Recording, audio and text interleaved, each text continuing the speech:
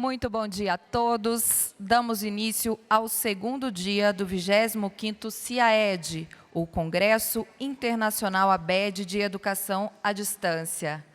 Vamos, então, convidar para compor a nossa mesa, primeiramente, o presidente da mesa, o professor Janes Fidelis Tomelin, da Unicesumar.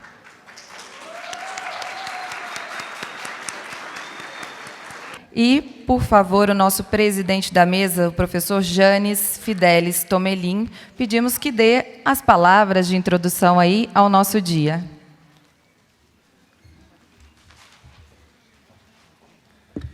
Bom dia a todos. Sejam muito bem-vindos a mais esta edição, 25º CIAED, para discutir as abordagens híbridas de ensino e aprendizagem. Você que já está a mais de 1.300 metros de altitude, agora eleva a sua experiência para uma altitude ainda maior do conhecimento relacionado à educação à distância em todas as suas frentes, da gestão ao processo de aprendizagem. Falar de abordagens híbridas, muito claramente, professor Lito, cumprimentando assim a sua presença aqui, que celebra mais esse grande encontro da família de educação à distância, de uma educação flexível e para todos, acessível, híbrida e diferente, com novas tecnologias e novas metodologias.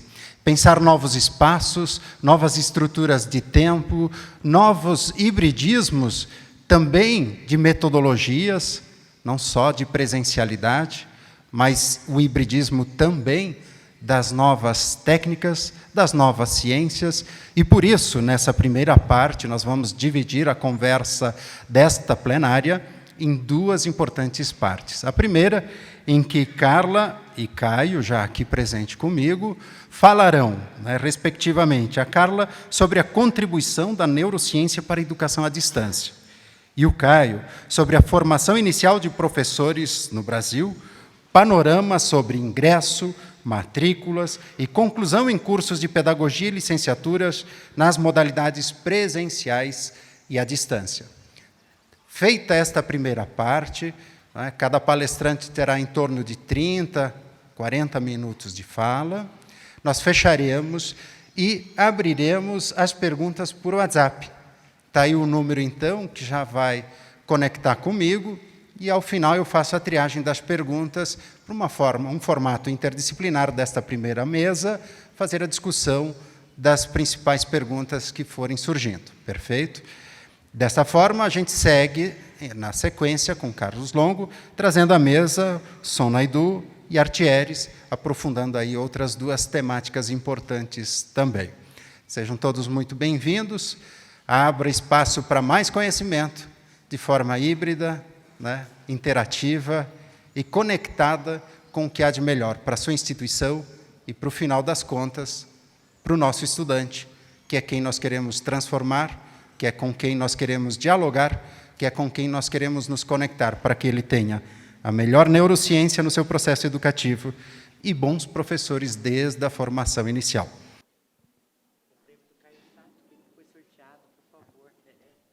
Esse é o prêmio do Caio Sato, que foi sorteado aqui. Está com sorte hoje.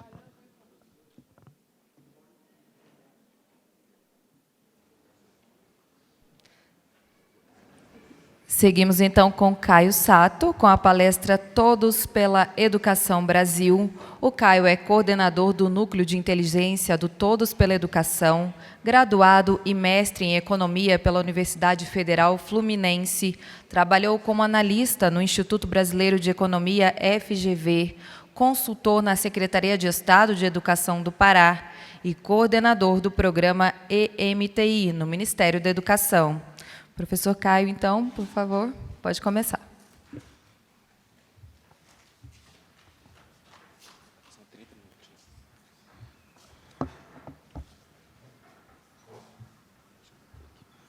Muito bom dia a todos.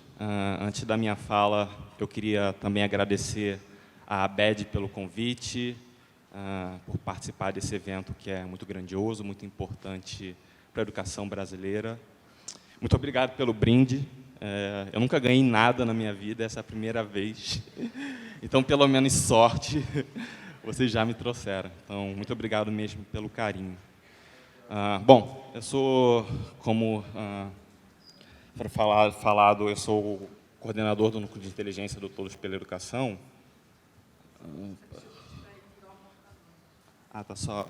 Precisa trocar a apresentação aqui, tá, da professora Carla. Bom, então, eu sou coordenador do Núcleo de Inteligência pelo Todos pela Educação. Antes disso, eu trabalhei um tempo no Ministério da Educação, com um programa de ensino médio em tempo integral. Trabalhei também como consultor na Secretaria Estadual de Educação do Pará, em projetos do Banco Interamericano de Desenvolvimento, muito ligado à avaliação e monitoramento. E no Instituto Brasileiro de Economia da Fundação Getúlio Vargas, no Rio de Janeiro. Então, a minha experiência é muito voltada para políticas públicas da educação básica, mas lá no Todos a gente sempre é muito chamado a comentar sobre ensino à distância, que é um tema que de certa forma, repercute e desperta muito interesse entre as pessoas, né? A quantidade de pessoas que estão aqui é uma prova disso. E porque isso tem uma vinculação muito forte com um tema que a gente defende muito e valoriza muito, que é o de formação de professores, e, em particular, a formação inicial de professores, né? Então, é nesse preâmbulo que a minha apresentação, a minha fala vai estar. Mas, antes disso, é preciso falar sobre a importância do acesso ao ensino superior, como a professora Carla falou, na democratização e no aumento de oportunidades educacionais para as pessoas que estão dispersas num território como o nosso, que é de dimensão continental, né? Então, antes de iniciar propriamente a minha fala sobre esses assuntos,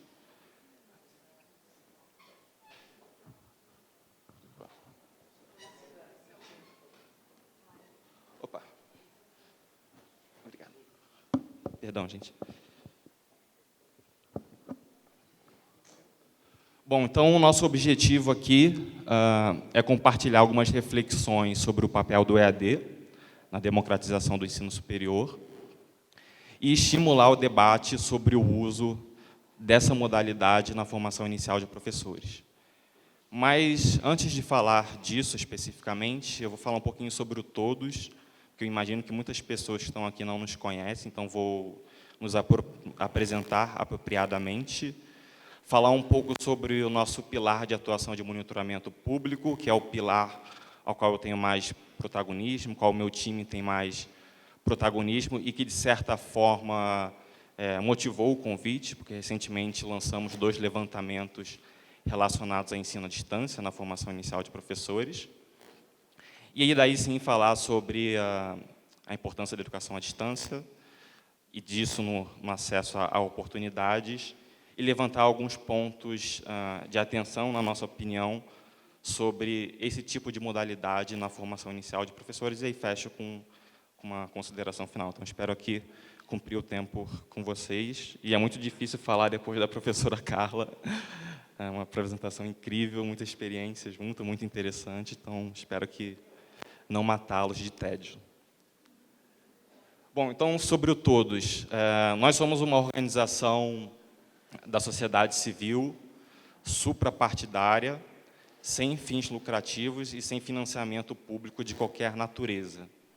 Nós fomos fundados em 2006 com uma missão, que era contribuir para que o país garantisse uma educação básica de qualidade para todas as crianças e os jovens do país. A nossa atuação é muito focada em contribuir para o avanço das políticas educacionais. Nós não temos parcerias com escolas, com secretarias estaduais de educação, com secretarias municipais, com o próprio Ministério, e isso nos dá um pouco de independência para atuar naquele eixo de monitoramento público, porque não temos proximidade formal com nenhum governo, com nenhuma administração pública. E a gente atua a partir de 5 grandes pilares de atuação. O primeiro é uma tentativa muito forte de qualificar o debate sobre a educação no Brasil, e parte desses levantamentos técnicos que nós divulgamos tenta cumprir um pouco desse objetivo também, né, de qualificar o que é discutido sobre educação básica no Brasil, apresentar a nossa visão e dialogar com pessoas que têm visões diferentes. Uma coisa que é muito forte e que, de certa forma, esteve muito vinculada à própria criação do Todos, que é o eixo de atuação de criar um senso de urgência para a necessidade de mudanças, um eixo de advocacy. Então, isso é uma coisa que nós também valorizamos muito e que está no nosso DNA, que é chegar e mostrar a importância da educação para todas as pessoas no Brasil, para que a gente consiga transformar a qualidade e a aprendizagem e o desenvolvimento integral de todas as crianças e jovens e pessoas do nosso país também. Dois eixos de atuação que são um pouco mais recentes na nossa organização, parte de construção, de fato, de propostas técnicas, e não somente isso, mas também de um esforço muito forte de articulação junto à administração pública, aos especialistas e aos demais atores do campo educacional. E aí, um quinto eixo, que eu vou detalhar um pouquinho melhor, é o eixo de monitoramento público, tanto de indicadores educacionais, mas também de políticas educacionais em curso. Então, sendo mais concreto sobre o que a gente faz em monitoramento público, uma característica também que vem desde a criação do Todos é o monitoramento de alguns resultados. E nós, na nossa criação, declaramos que tínhamos 5 grandes metas em educação que refletiam, de certa forma, 3 grandes objetivos fins da educação, que era acesso, permanência e aprendizagem. Então, listando rapidamente as 5 metas que a gente monitora de resultados, então, a primeira é garantir que toda criança e o jovem de 4 a 17 anos esteja na escola. A segunda, que toda criança esteja plenamente alfabetizada aos 8 anos de idade. A terceira, que todo aluno tenha um aprendizado adequado ao seu ano. Todo jovem com ensino médio concluído até os 19 anos e que o investimento público em educação seja ampliado e bem gerido.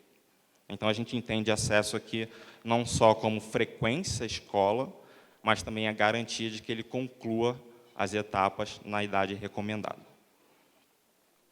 E aqui são alguns exemplos de divulgações que a gente faz, que tem uma boa propagação no debate público, tanto no debate público por meio da imprensa e da mídia, mas também no debate público político e especializado.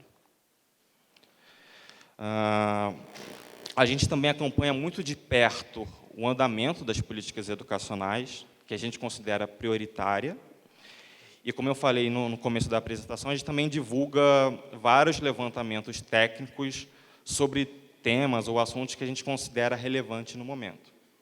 E 2 exemplos disso foram sobre o ensino à distância na formação inicial de professores e também sobre a influência do ProUni e do FIES na formação de professores.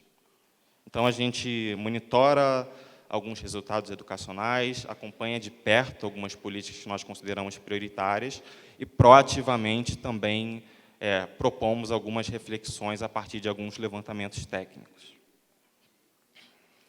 E um eixo de atuação muito forte lá no Todos é o de aumento da transparência dos dados educacionais. Em educação, nós somos uma área fim, muito privilegiada em termos de disponibilidade de informações, estatísticas, registros e por aí vai. Quando a gente compara a educação com outras áreas fins da administração pública, a gente percebe que nós realmente somos muito privilegiados. Mas, por outro lado, para tratar esses dados, reportá-los para a sociedade civil, para fazer análise, é necessário alguma expertise técnica para manipular grandes bases de dados e por aí vai. Então, a gente acredita que contribui para a sociedade civil, aumentando a transparência desses dados, especialmente a partir de 2 grandes plataformas.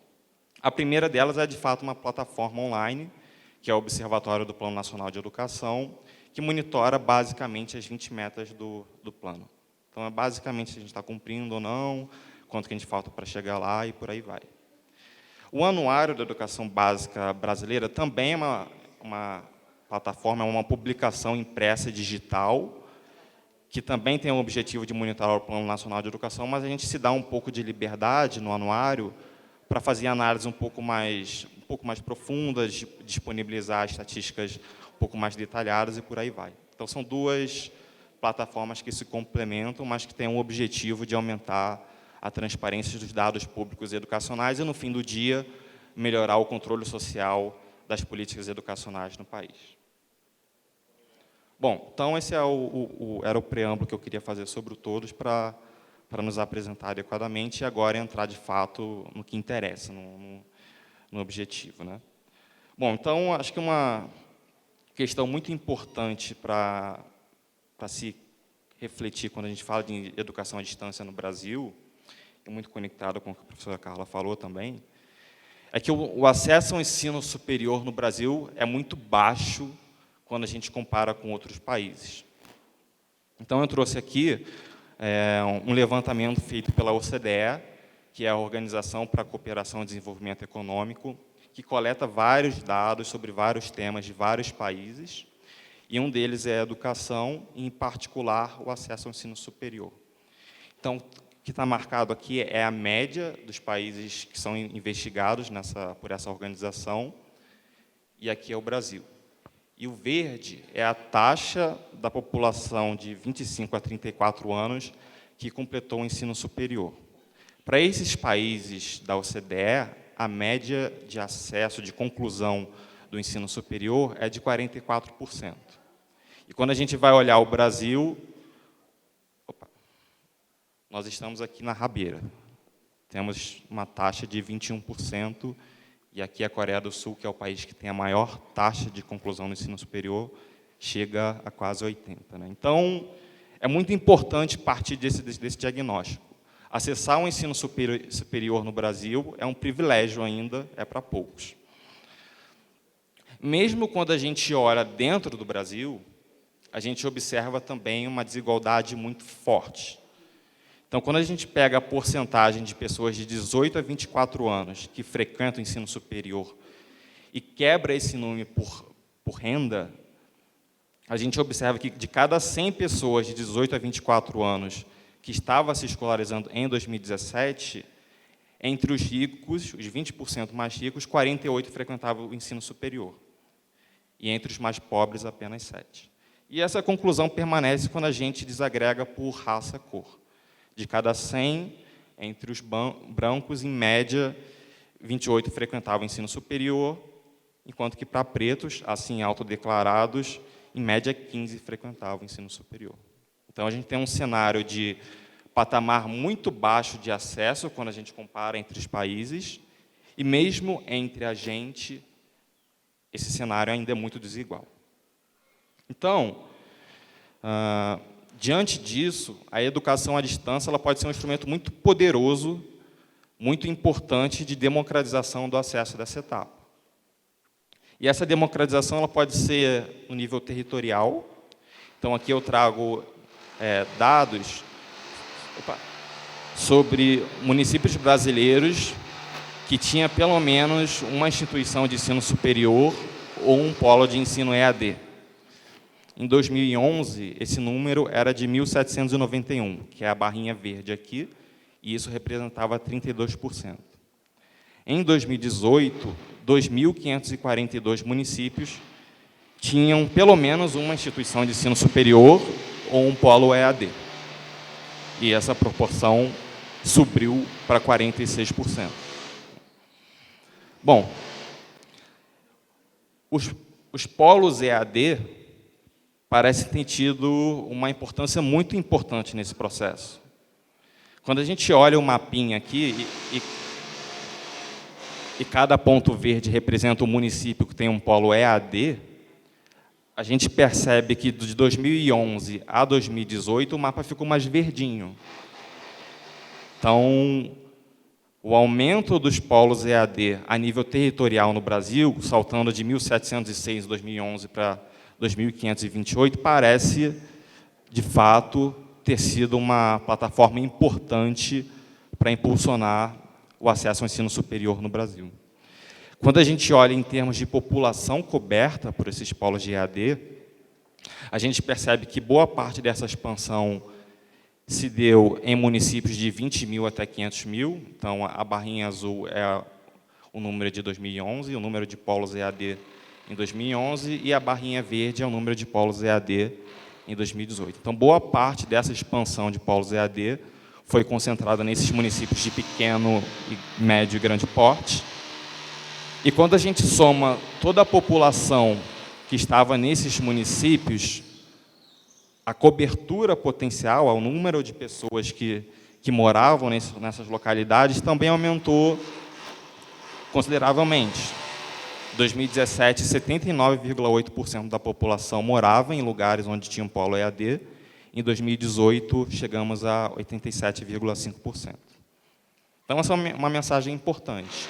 O acesso ao ensino superior no Brasil é muito baixo, mas a educação à distância pode ser, e talvez seja, uma fonte muito importante para equalizar oportunidades de acesso nessa etapa.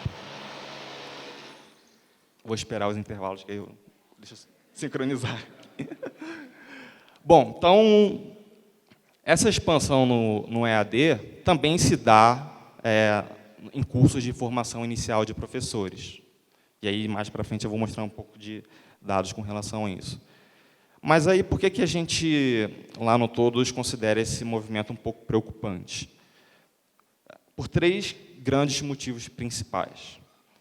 O primeiro é que as evidências científicas nessa área de estudo, de formação inicial de professores, mostram que a qualidade da prática docente é o fator que mais influencia o ganho de aprendizagem dos alunos. Então, aqui eu trago um resumo de uma pesquisa feita por um conjunto de pesquisadores da Universidade de Stanford, que eles fizeram uma ampla revisão de literatura e também desencadearam eles próprios algumas pesquisas, e identificaram que existem 3 grandes competências que um bom professor deve ter e um bom curso inicial de formação de professores deve ter.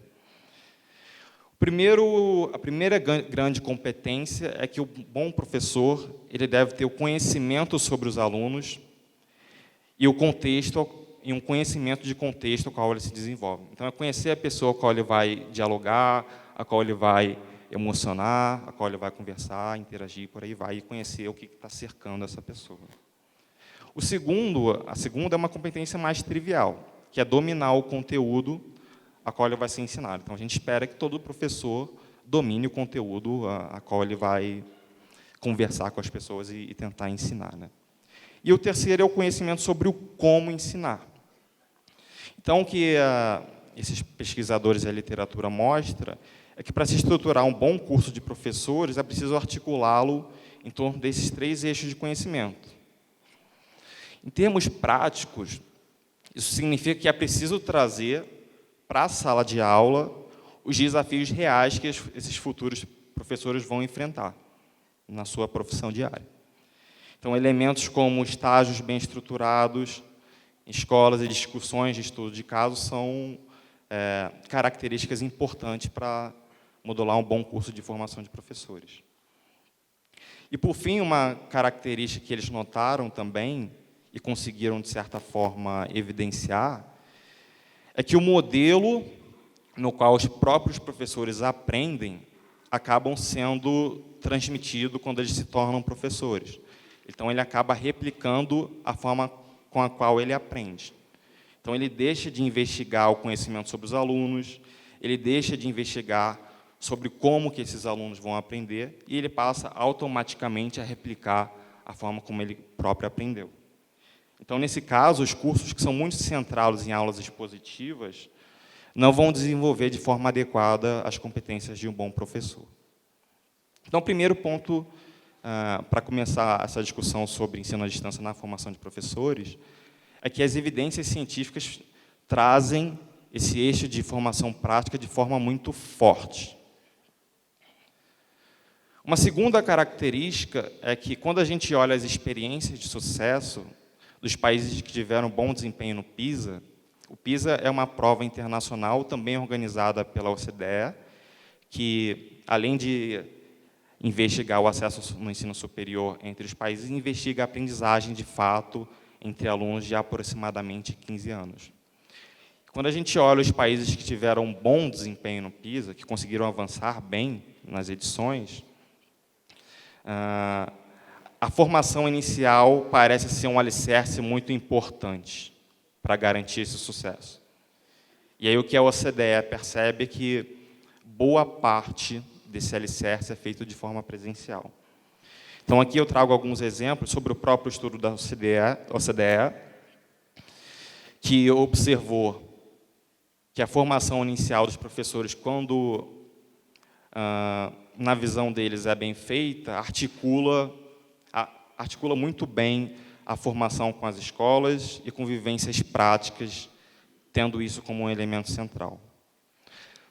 Quando a gente pega as experiências da América Latina, dos nossos vizinhos, e que, portanto, tem um contexto socioeconômico similar ao nosso, a gente percebe que eles apostaram numa formação inicial de professores também muito prática, tendo a prática como um elemento central para a formação de professores.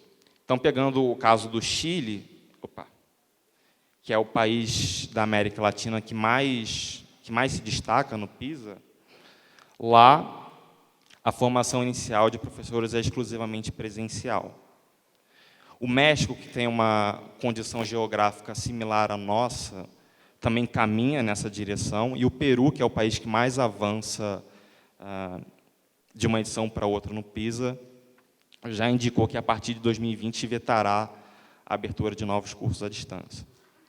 Quando a gente pega países que são similares a gente em termos territoriais, que, portanto, devem enfrentar os mesmos desafios que nós enfrentamos, ou que enfrentaram desafios que nós enfrentamos em termos de escala, lá não há nenhuma proibição ou nenhuma distinção entre ensino presencial à distância. Mas, ainda assim, lá, e aqui pegando a Austrália como um exemplo, a carga horária dos estágios clínicos tem que ser cumprida em escolas específicas, e o processo de certificação de professores é muito rigoroso. Então, eles controlam de forma muito próxima a garantia da formação prática dos futuros professores que vão lidar com os alunos dentro da sala de aula, né?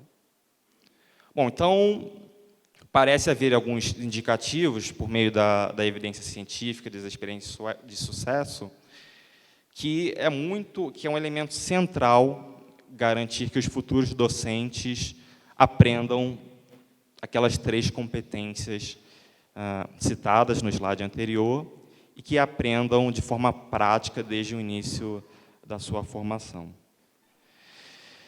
Quando a gente vai olhar os dados desse movimento no Brasil, a gente tem observado um aumento um pouco expressivo na formação de professores na modalidade EAD. Então, esse é um gráfico meio complicado, mas, de forma um pouco simples, aqui a área verde é a rede privada e a área azul é a rede pública. Essa parte aqui sólida representa os ingressantes na modalidade EAD e a parte rachurada, os ingressantes na modalidade presencial.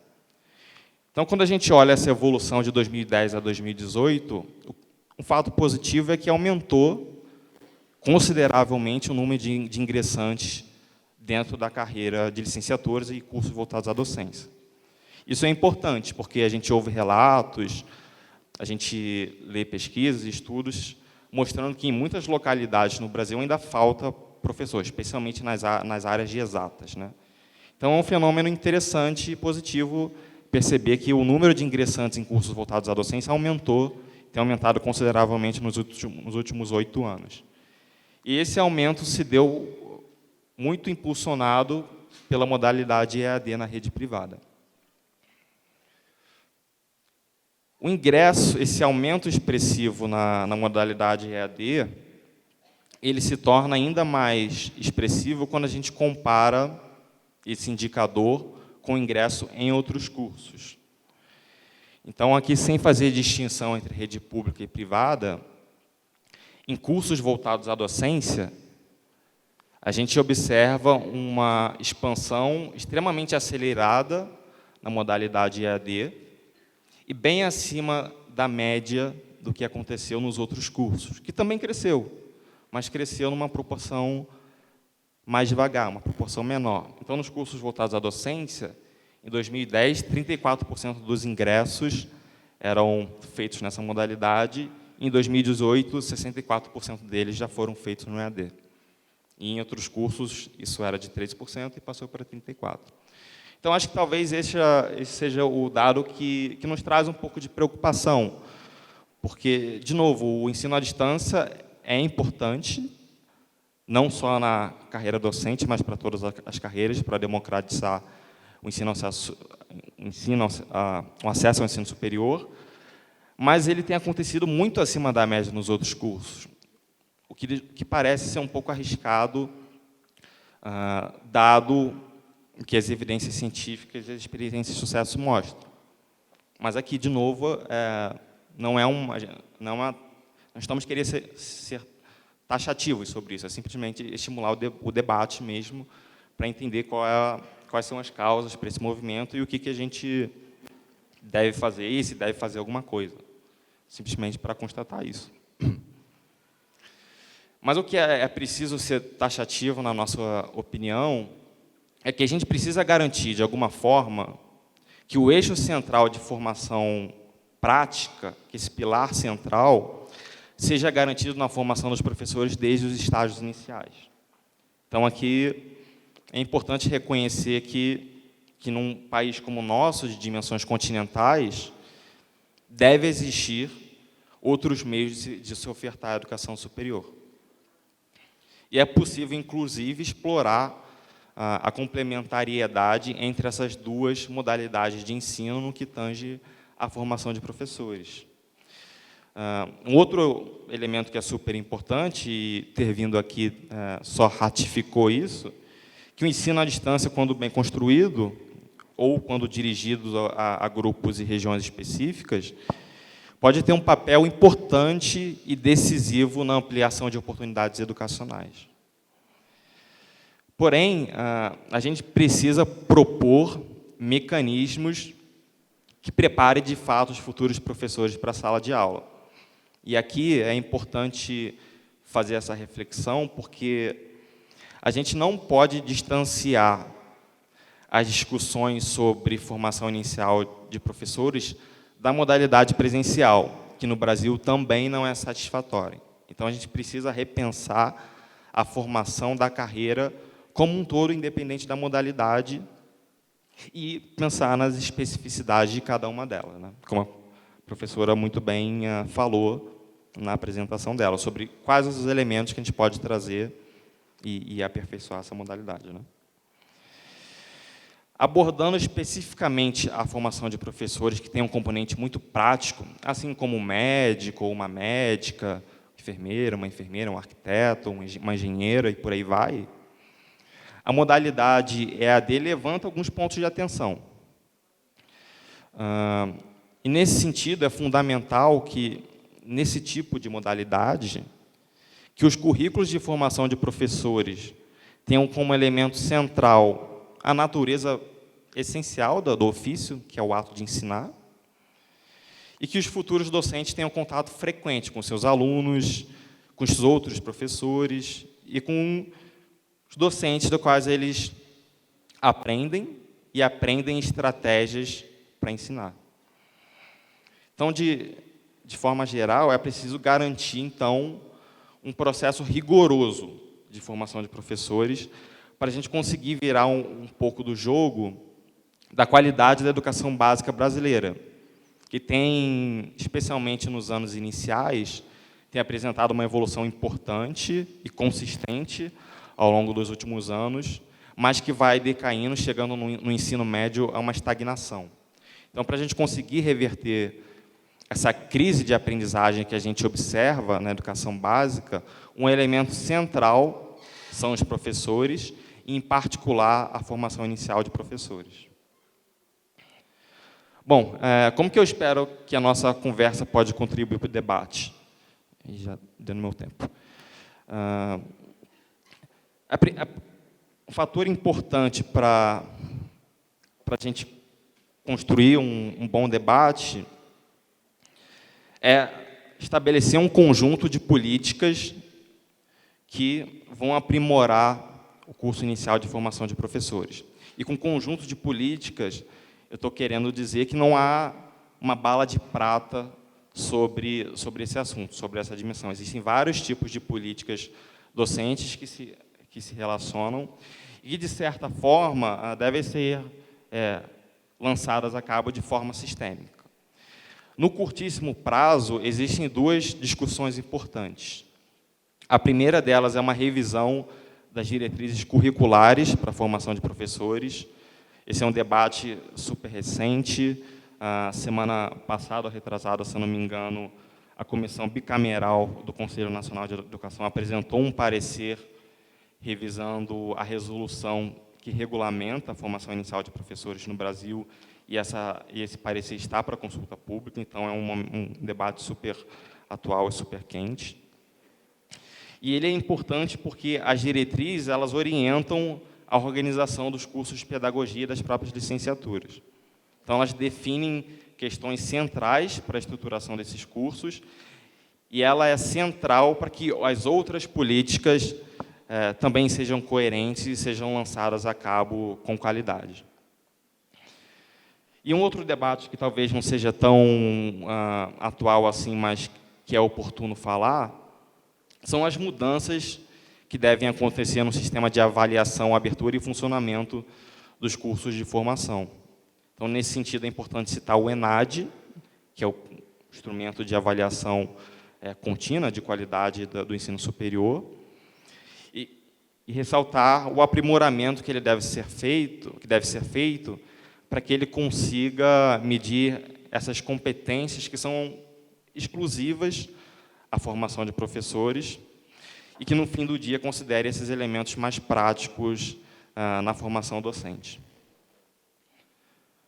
Bom, se vocês quiserem saber um pouco mais sobre os levantamentos que a gente faz sobre esse assunto, eles estão todos disponíveis no nosso site. Então, é só acessar o Todos pela Educação. Se vocês tiverem alguma dúvida, algum comentário a fazer também, fiquem à vontade para entrar em contato por e-mail. E, novamente, gostaria de agradecer o convite e a oportunidade de estar aqui, falando sobre esse assunto que, de certa forma, é multidimensional, né? Afeta não só a formação de um ofício, a criação de um ofício, mas também oportunidades educacionais. Muito obrigado a todos e bom resto de sessão.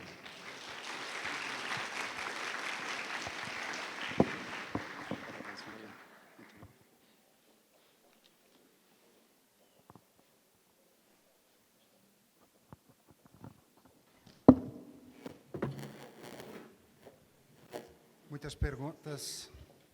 Recebemos muitas perguntas. São duas falas pertinentes com convergências singulares. A fala da Carla trouxe novas conexões, evidentemente, para esse ambiente e uma experiência concreta de aprendizado e construção de uma memória, de um mapa de conexões. E ninguém sairá daqui com afasia. Uma pergunta engraçada ou curiosa foi: todos os estudantes têm hipocampo? Mas essa não vamos responder. Enquanto Carla comentava conosco, fiquei imaginando o nosso desafio de educadores de preparar uma estrutura de ciclo de aprendizagem para conseguir contemplar a neurociência na estratégia. Tanto que foi relevante durante a fala perceber que gerar um estranhamento gerava uma conexão rápida conosco, nos alertava para uma atenção e atentávamos para o desdobro daquilo que queríamos compreender. E afirmou Carla, vocês não esquecerão. Como fazer este exercício em ambientes virtuais, em educação à distância, para aprender dentro de um ciclo de aprendizagem que se inicia, vai lá, você lembrou comigo da taxonomia de Bloom, do circuito do STEM, e você lembra de algumas etapas, algo comum que aparece é a capacidade de problematizar, de gerar um conflito cognitivo, de forma que o estranhamento que o estudante tem, não por coisas bizarras, evidentemente, compreendemos, Carla, e o desdobro para gerar a curiosidade, elevar o grau de experimentação e não ficar apenas refém dos processos de transferência de conceito. E ainda a Carla traz uma discussão sobre o impacto, né, das campanhas que usam cenas violentas. Essa para o Caio, a residência para pedagogo pode ser uma alternativa para a melhora da prática em EAD? Sem dúvidas. Muitos países, inclusive, e o próprio Brasil, lançam mão desse instrumento, né, de residência pedagógica, assim como a residência médica, porque partem da premissa que, assim como a medicina, a carreira docente tem um quê de aspecto clínico, de você ir mapeando, identificando as reações e pensando por que aquele estudante não está aprendendo, e por aí vai. Então, certamente, a residência pedagógica pode ser um elemento para conciliar essa formação prática que endereça uma boa formação de professores.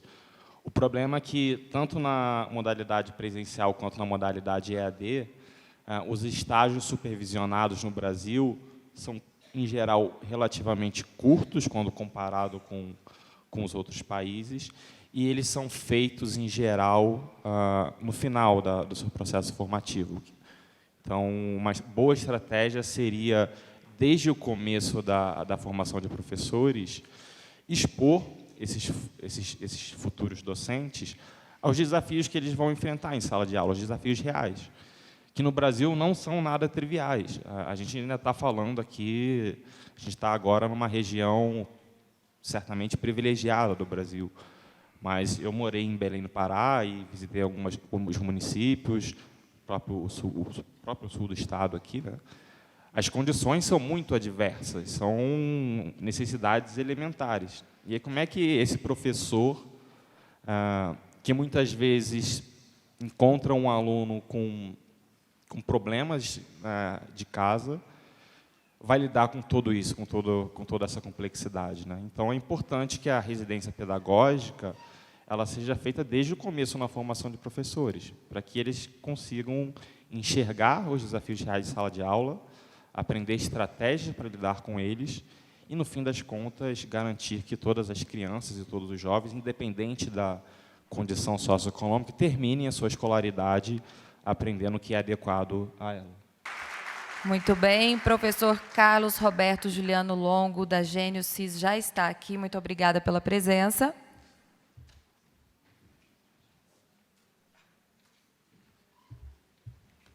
E temos alguns recados importantes, viu? Ainda há vagas para os minicursos. Quem tiver interesse pode ir até o local de credenciamento para fazer a sua inscrição. Pessoal, importante que vocês acompanhem o quadro de avisos para quaisquer mudanças, alterações e inclusões na programação.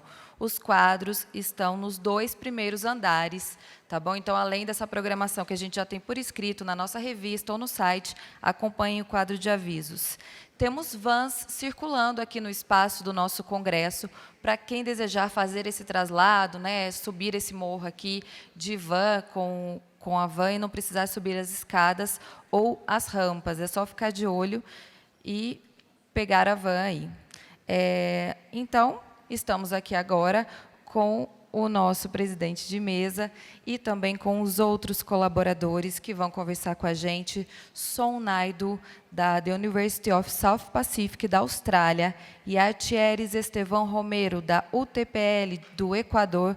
Muito obrigada pela presença. E vamos, então, Carlos, começar com a nossa introdução, aí, conversar um pouquinho com o pessoal e seguir para os próximos palestrantes.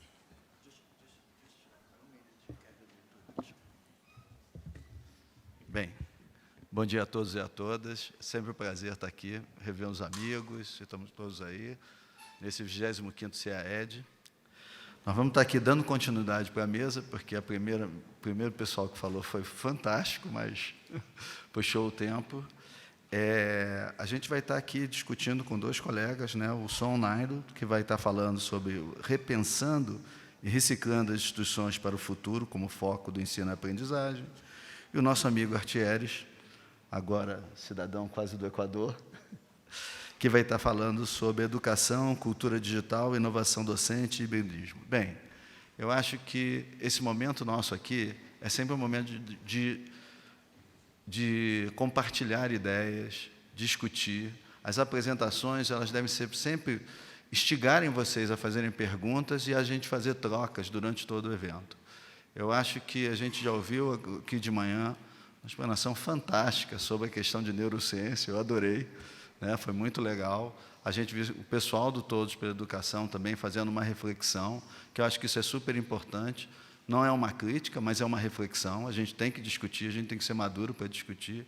E agora eu vou deixar os nossos dois colegas aqui falando para a gente também aumentar essa discussão, amplificar, olhar um pouquinho qual é o papel tão relevante que vai ter toda essa comunidade aqui presente na educação e na formação do futuro. Porque a gente não pode mais pensar em educação à distância ou educação presencial.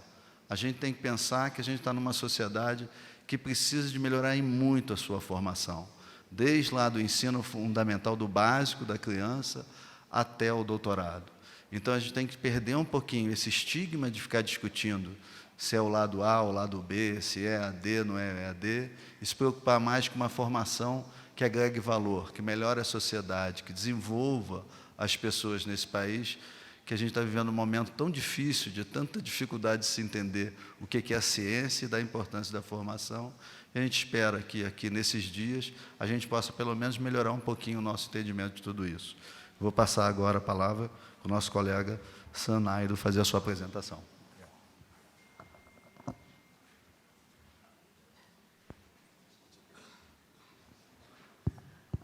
No, that's all. No. Might leave.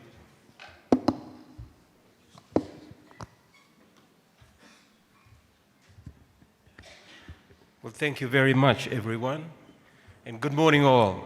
That was a heavy morning. We had two very serious talks, and so I'm sure you'd want to stretch out and stand up and shake it out a little bit and get ready for the next session. So feel free to do that while I settle down.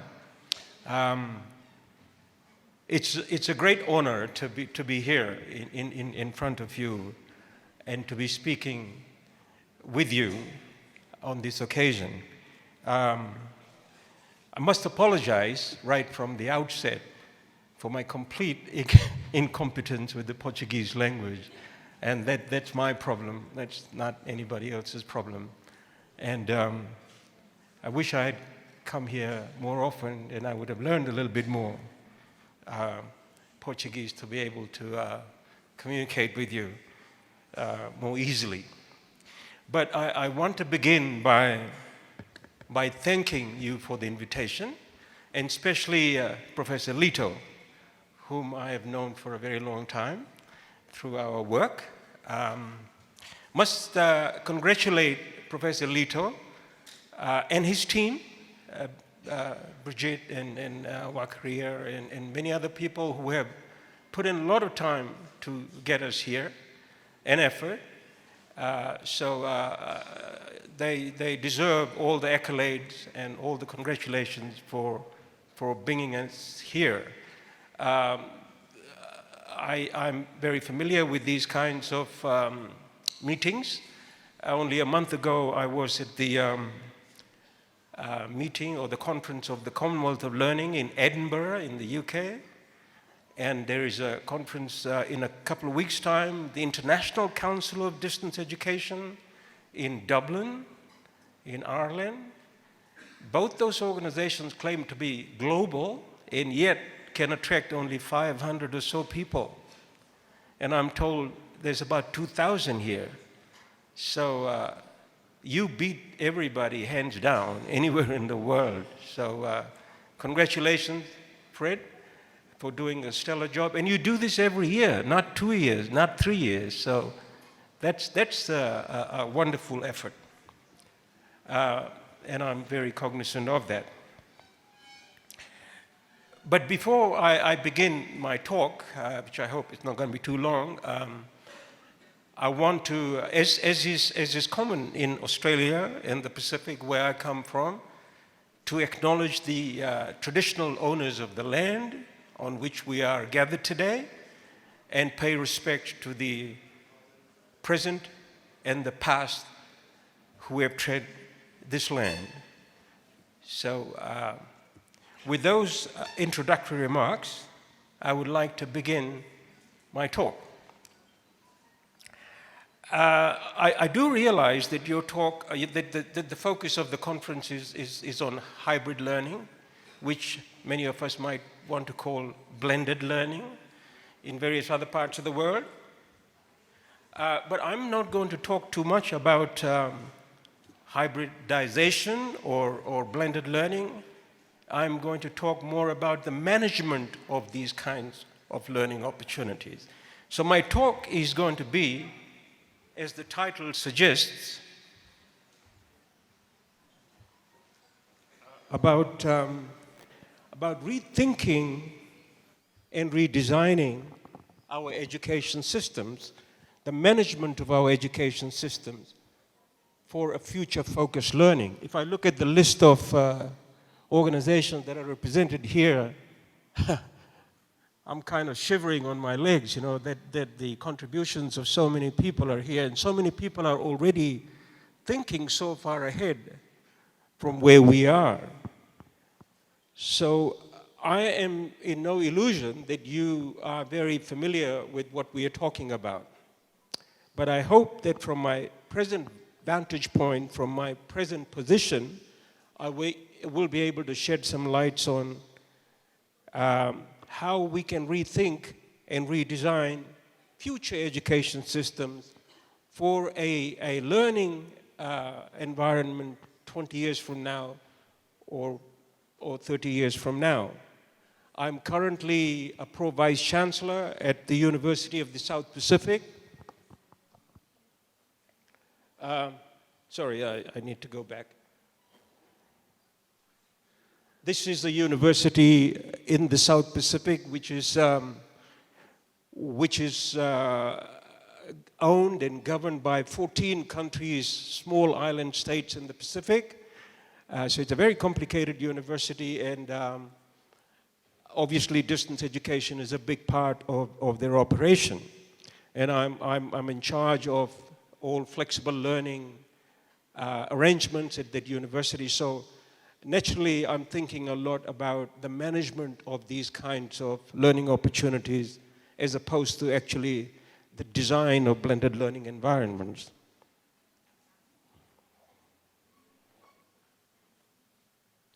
Now, I want to begin by putting this slide up by saying that, look, the other reason why I don't want to talk too much about pedagogy, not only because you know a lot about pedagogy yourself, but many other people have told us a lot about pedagogy. So for example, I'm sure you must have heard about Ken Robinson, who is a very well-known educator from the United Kingdom, who talks a lot about creativity and how to build creativity in our learning systems. Recently, I was part of a conference in the United Kingdom, as I was just saying, where Mark Prensky, who talks about digital natives and how we should design our curriculum systems using activities. And you probably also heard about a guy called Sugata Mitra. Sugata Mitra is a professor of education in Newcastle who talks all about this hole in the wall experiment that he conducted in India. We're basically saying that, you know, put children in a room full of computers and they will learn by themselves. And then, of course, you probably heard about Sal Khan, who talks about the building of resources and the distribution of resources for educational purposes. And don't forget that we have also had 100 years of educational theorizing from various other scholars. So my premise here is that we know what good education looks like.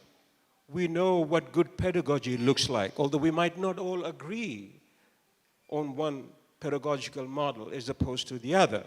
So I'm not going to talk about that. I'm going to talk about instead the management of those educational systems. Let me give you a bit of a snapshot on what the situation in Australia looks like. Higher education is huge, is very big in Australia. And as you can see, $30 billion. And a very large number of students are coming from overseas, a quarter of them. Many of our research students, and quite a interesting distribution between undergraduate and graduate. So fundamentally what we're saying is education is a big business.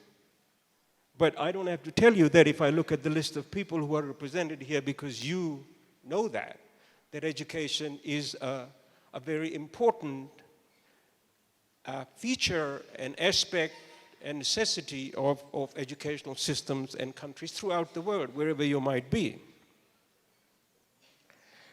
This slide will tell you a little bit about the forces, global forces impact the university sector. And this is not necessarily in Australia, but also throughout the world. So what is the university of the future going to look like?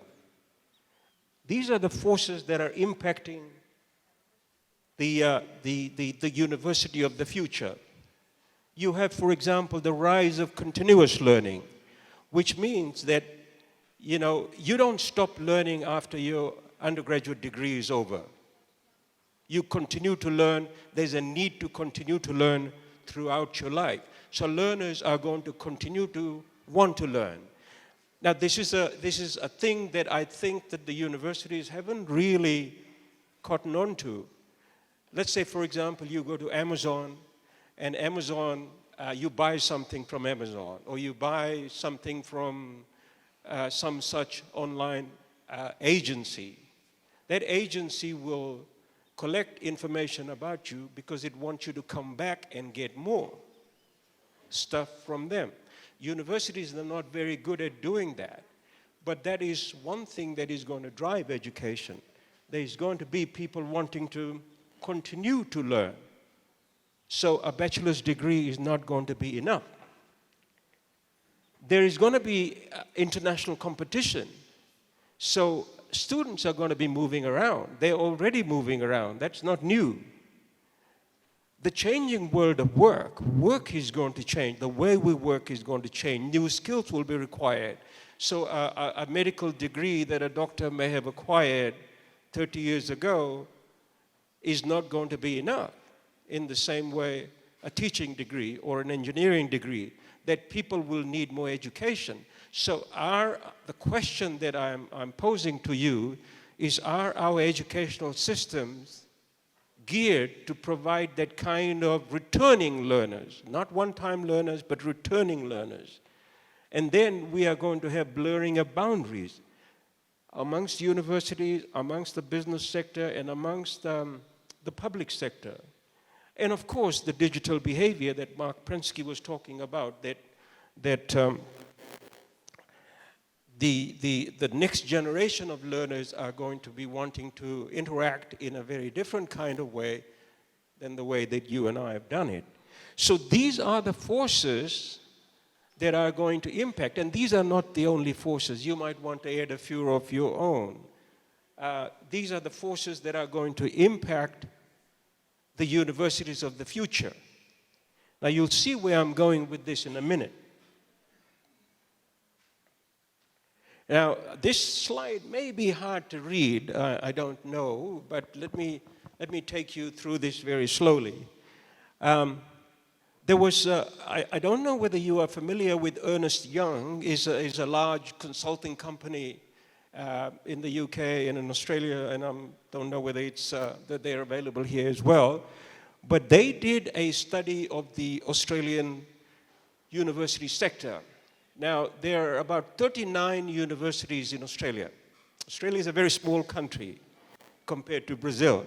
The total population of Australia is 28 million. And I understand you have 28 million in Sao Paulo itself, right? So Australia is a very small country. But yet, Australia has 39 universities.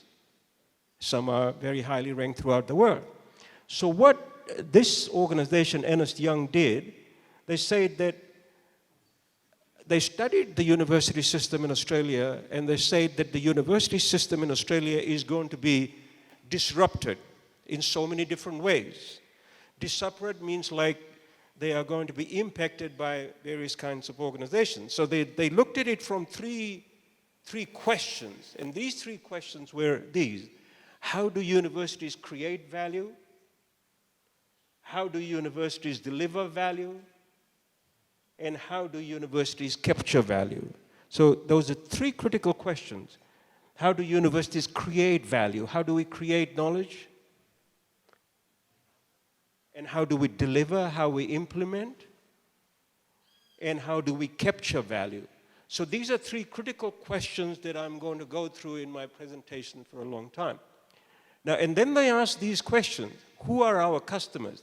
So traditionally, if you look at that first question, who are our customers, you have domestic students, you have international students, you have government, you have industry who are sending students to the university. But what is going to change in the future is that learners are going to be continuous. They are going to be returning learners. That is already happening. And that is going to continue to happen. So that's an area that is going to be disrupted. So universities need to prepare for learners who want to come back for more. And I don't think what they're saying is that the Australian universities are very well geared for that kind of a change in the learning population. The second one is what are the jobs to be done for the learners? So what does a university do? Help them acquire knowledge, develop hard and soft skills, get them employment opportunities, and education is the coming of age for learners. But the thing that's going to change is the need to learn flexibly.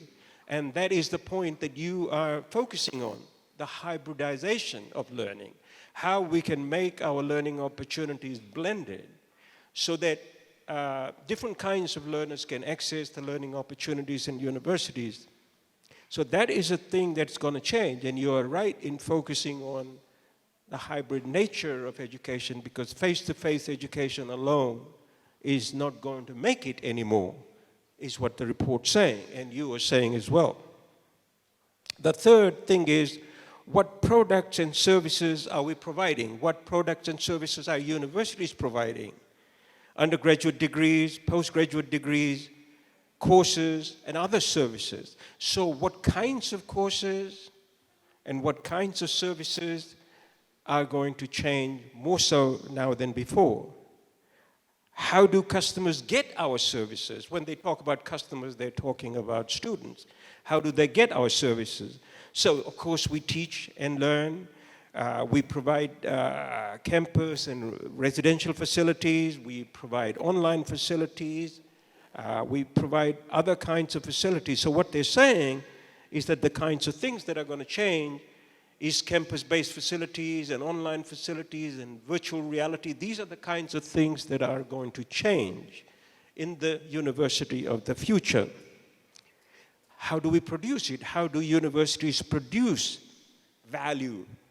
And in this area, they're talking about development of content, delivering of content, and assessing learning. These kinds of things are going to change, and how we distribute it.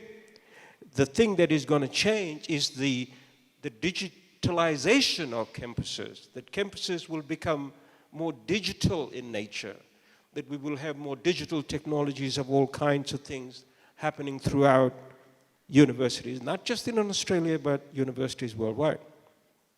How do we support it? Now, we support it in so many different ways by student administration. So what is going to change here is our student services, is our marketing strategy, our backroom offices, services. will change. This is what the survey is saying. Who are our key partners and suppliers? That too will change. And now the third question, how do we capture value? What are our major investments? And these are saying that we have campus infrastructure, digital infrastructure. So traditionally, universities spent a lot of time in building physical infrastructure. That may no longer be necessary. Universities will have to enhance their digital infrastructure so that different kinds of learners can participate. Backroom office or back office, which is administration, industry engagement, research, and talent development. These are the things. The black things are the things that they are saying is going to be disrupted more than other things. What is our revenue model? How do universities make money? So student fees is probably not a big money earner.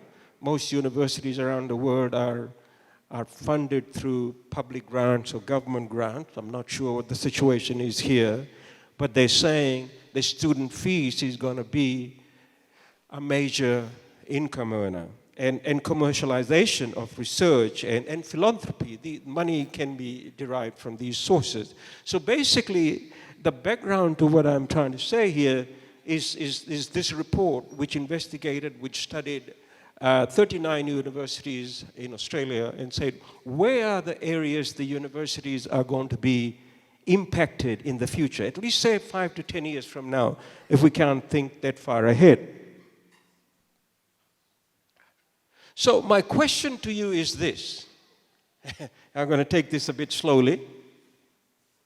How are contemporary universities structuring or not structuring? So if you ask this question, how do you think the universities in Brazil are gearing up for that kind of a future that I was talking about, that the Ernst Young report is talking about? And are they rethinking, are universities of the future rethinking and redesigning their learning systems and programs for that kind of future that I was talking about? And if they are, then how are they defining their places in the higher education system? So those 3 very critical questions. Now, this is another slide that I would want to take a bit slowly. So I have in the framework or the backdrop of those 3 questions that I was talking about, I have 10 questions here on this slide. Now, I'm assuming you might have seen this if my slides were distributed, but if they were not, and I'm presuming you can't read this, so I'm going to go through it one at a time. So this is like a little test. Loosen up a little bit and take this test, all right? I'm going to give you a test. This is the test. The test is, it's saying, are your universities, any organization that you're coming from, now all of you may not be coming from universities, I understand that, but all of you will know of universities that you have come from or are related to in some way through your work or through your affiliations. So if I were to ask you, think about the university that you know or that you have been to and ask these 10 questions. Are you willing to challenge or change your core business model? Are you willing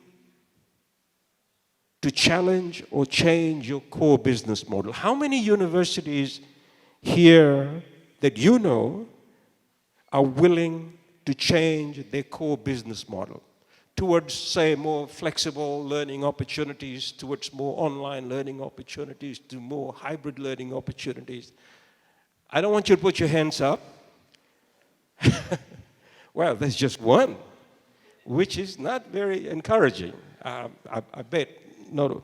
Okay, here's question 2.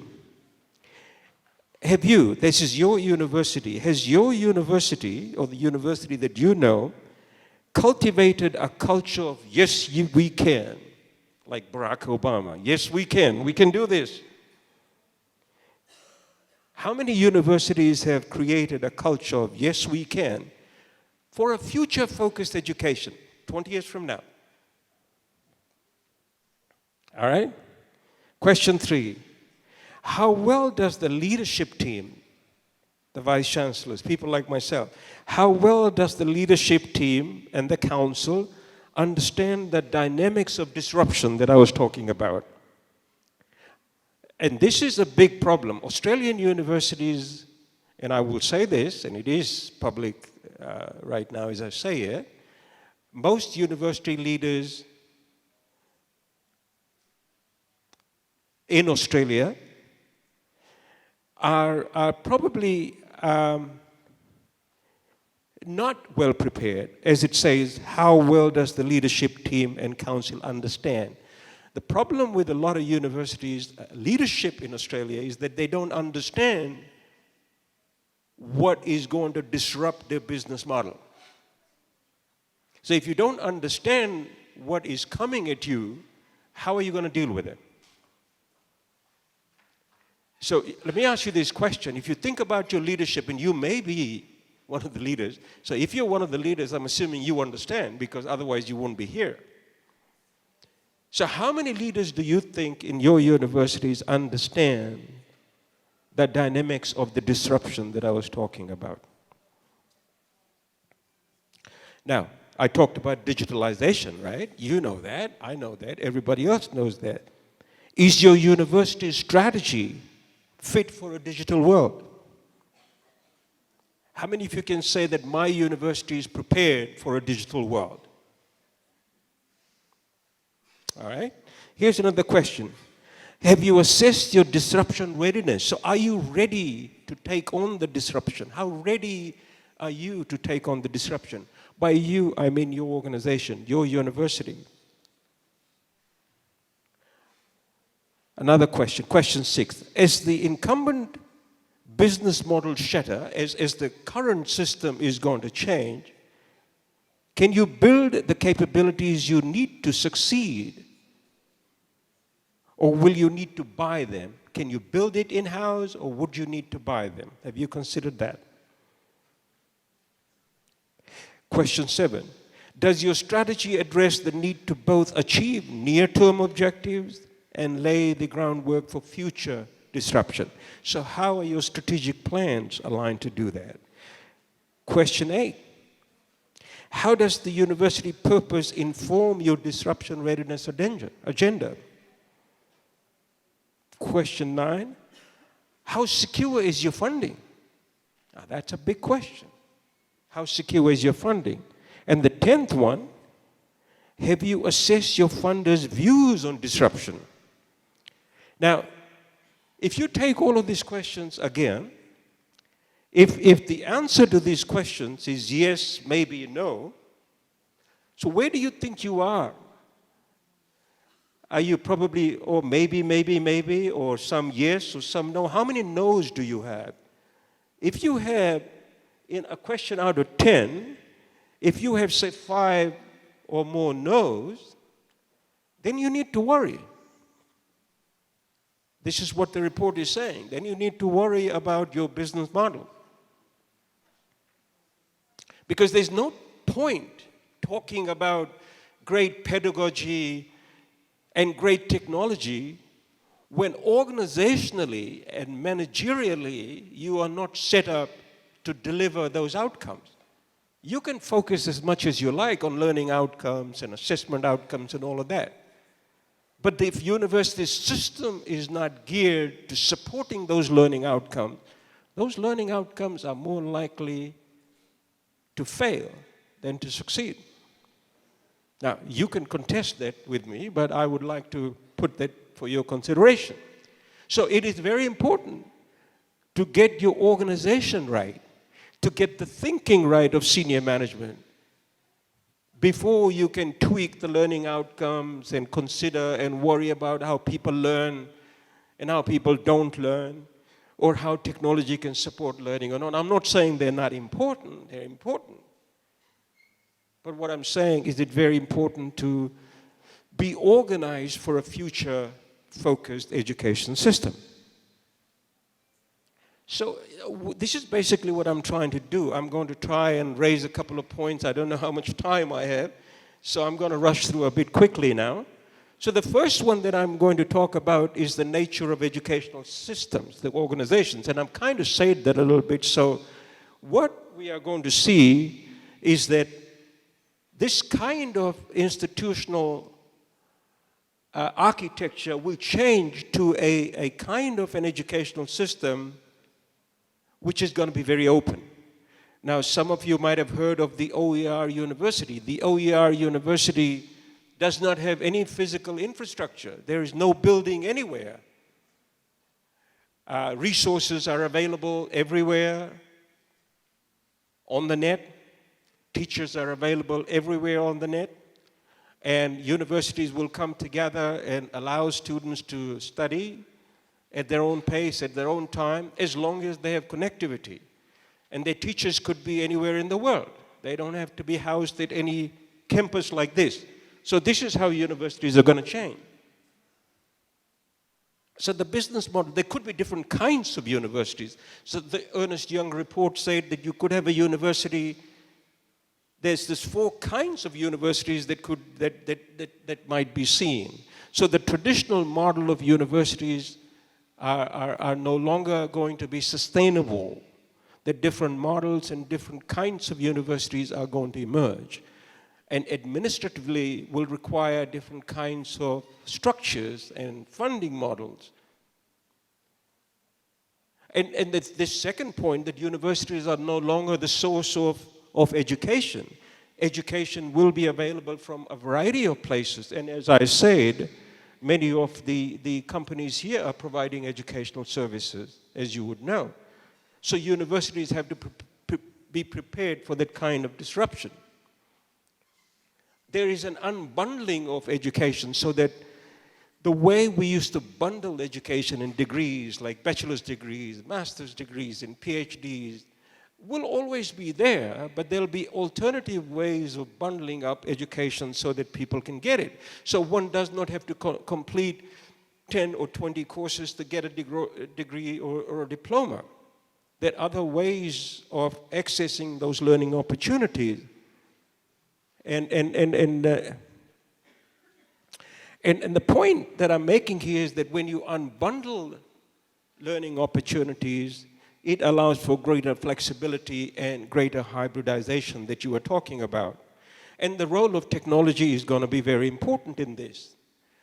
This kind of a model where I'm talking to you, where I'm giving a lecture, is not going to be the only way of delivering education.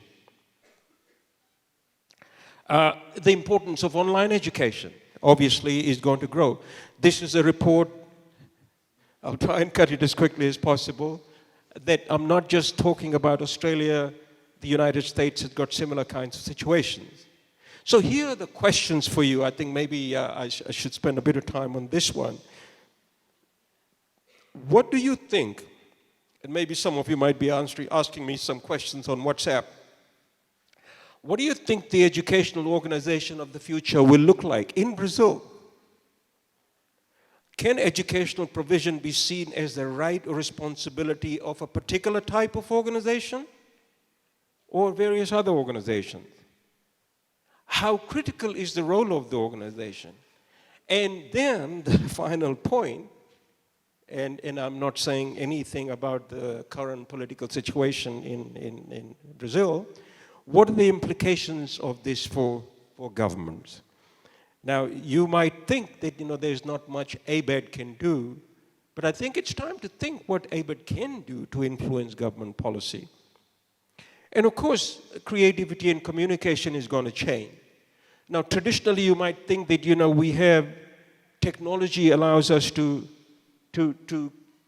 communicate in these 4 different ways, where we can study in a self-paced learning mode by ourselves online, or in self-paced learning offline, and group-based learning synchronously and asynchronously. So you can think about how technology can be used to support those kinds of learnings, and how should organizations align their technological capabilities to support these kinds of hybrid learning opportunities, if you want to call it. So when you start thinking along that, the way we mediate between learners and teachers is going to change. And these are some of the ways that you might want to think about, is how can we use technology to support learner engagement with content, learners' engagement with teachers, learners' engagement with learners, and learners' engagement with the learning environment, learners' engagement with assessment, with feedback, and with the institution. So this is really the hub and the nub of hybridization of education. My question to you is, how are universities set up to support this kind of interaction? Because this is going to be the future of learning in universities. Like it or not, that's the way it's going. But of course, we know connectivity has cost implications, both for the students and the organization. And the other thing that is going to disrupt the educational model is this idea of desegregation. That the teacher, the one teacher, is not going to be the only person. So we were moving from a model where traditionally one teacher did everything to a model where there's a desegregation or desegregated professoriate. So the professoriate is not doing everything. They're instructional designers, they're technologists, they're groups of people, media producers who come together to produce a course. The course doesn't belong to anyone in particular. So this is how it's going to disrupt. Now, this will lead to what we call distributed learning. I'm kind of rushing this because I'm told to close down. So, but I am not going to spend too much time on this idea of desegregation of the teaching functions from a professoriate to a larger group of specialist staff. Now, so there are challenges for that kind of desegregation. And will this be necessary? The last question I'm going to leave you with is, can universities of today lead learning for tomorrow? And that's the question that you need to ask. And my final point is that is the most important challenge of universities today. Well, thank you very much. I'm going to leave it at that.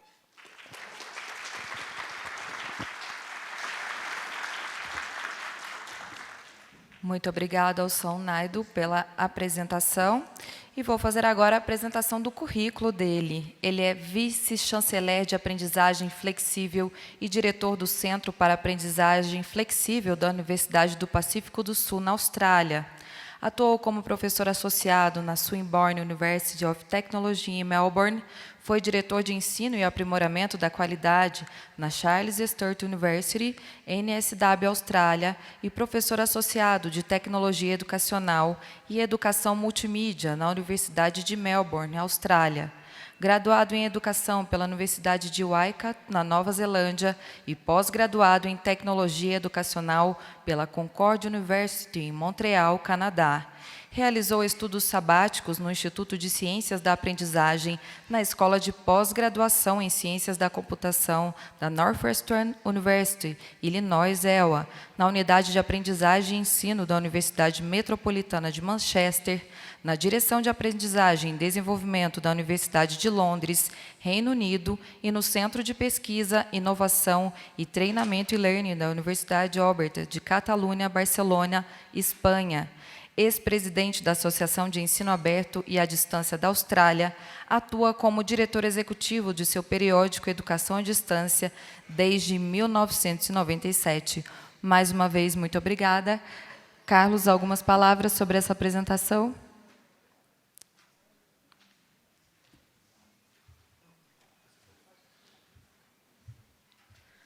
O nosso próximo palestrante, Artieres Estevão Romero, da UTPL do Equador, vai falar com a gente agora sobre educação, cultura digital e inovação docente, hibridismo ou experiência de aprendizagem.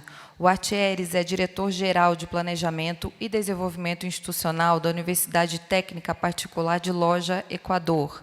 Doutor em Educação pela UFSCar, mestre em Filosofia da Educação pela Unicamp e graduado em Filosofia pelo Claretiano, Centro Universitário.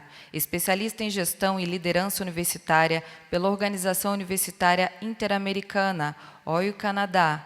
Possui experiência em gestão estratégica universitária, gestão de EAD e realiza estudos sobre teoria crítica e educação, fundamentos da educação e avaliação de EAD.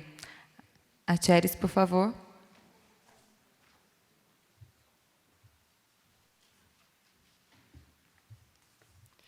Muito bom dia, é uma alegria estar aqui com vocês na ABED, é uma honra, primeiro, poder compartilhar a experiência a partir de uma visão latino-americana.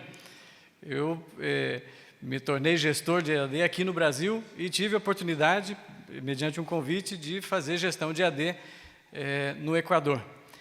Antes de sair do Brasil para o Equador, eu pensava, mas será que o Equador, um país tão pequeno, pode ter coisa interessante, potente sobre educação à distância? E aí foi minha primeira surpresa.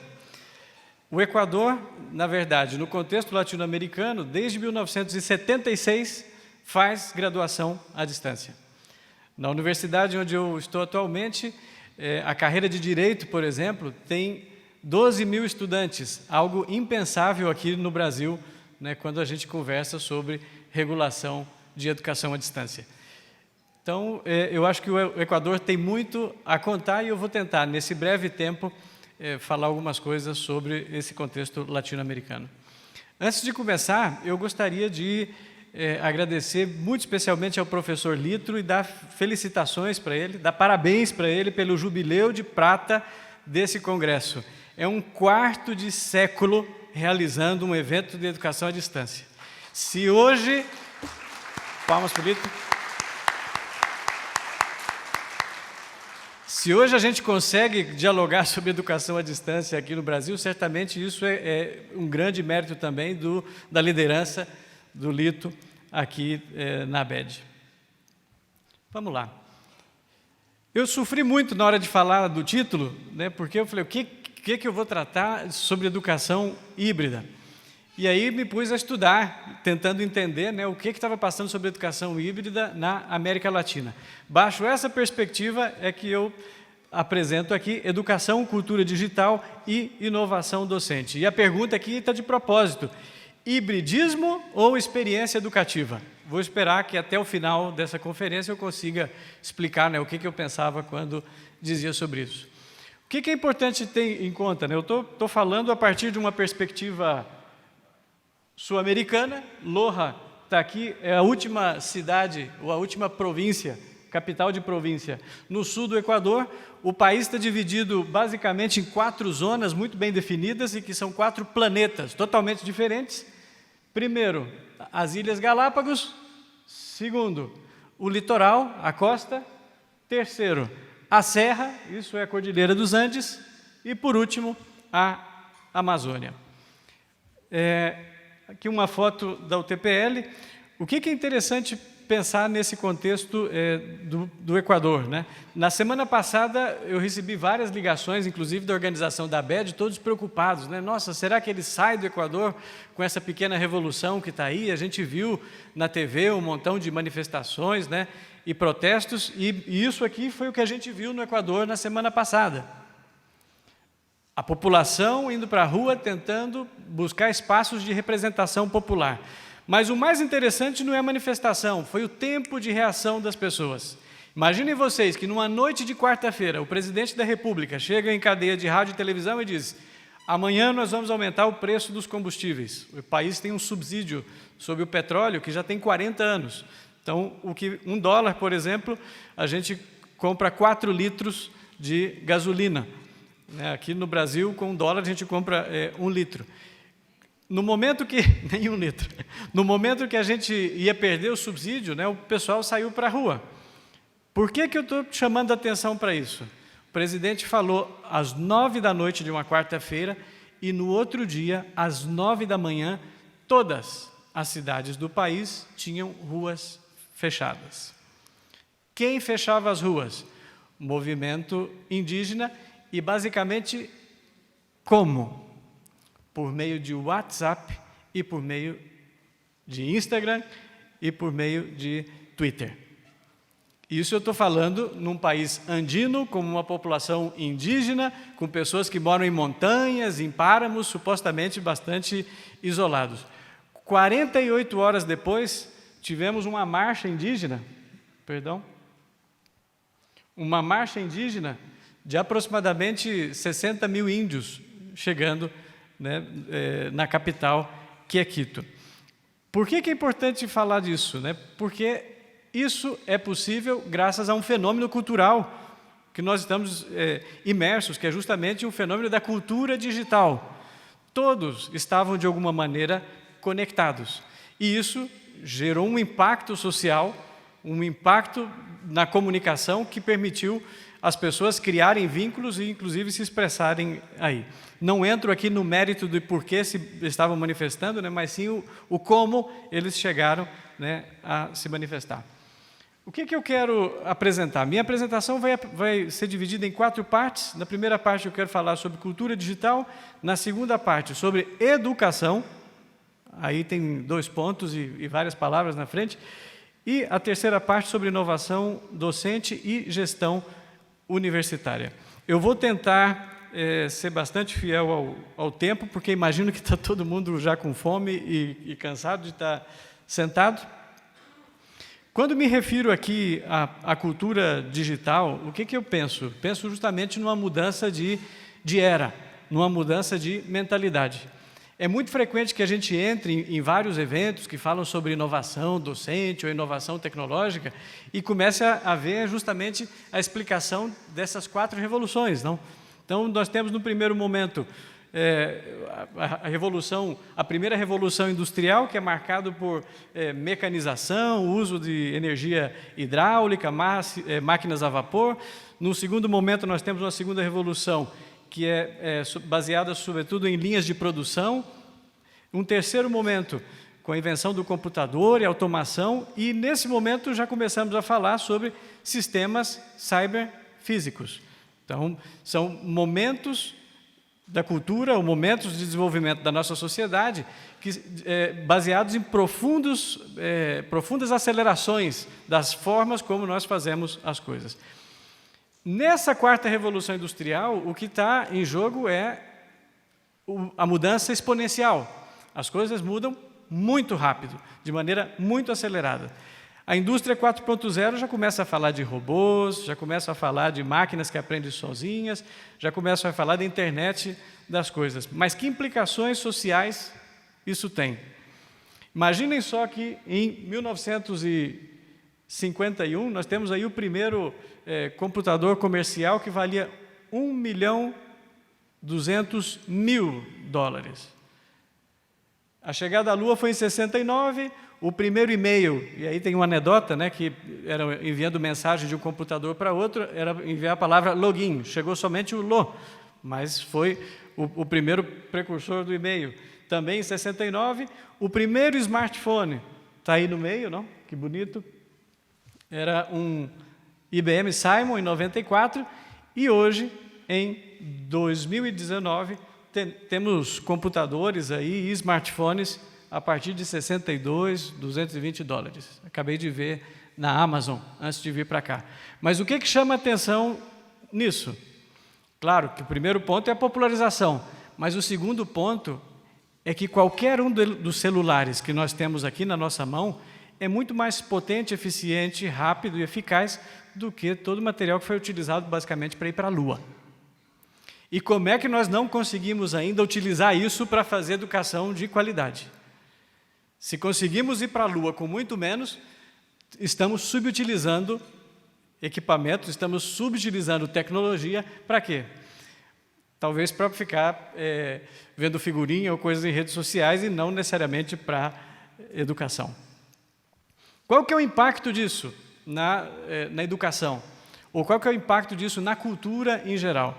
Eu abro aqui a seguinte reflexão. Por que falar de cultura? Cultura é tudo aquilo que nós criamos, produzimos e tudo aquilo que também recebemos da sociedade.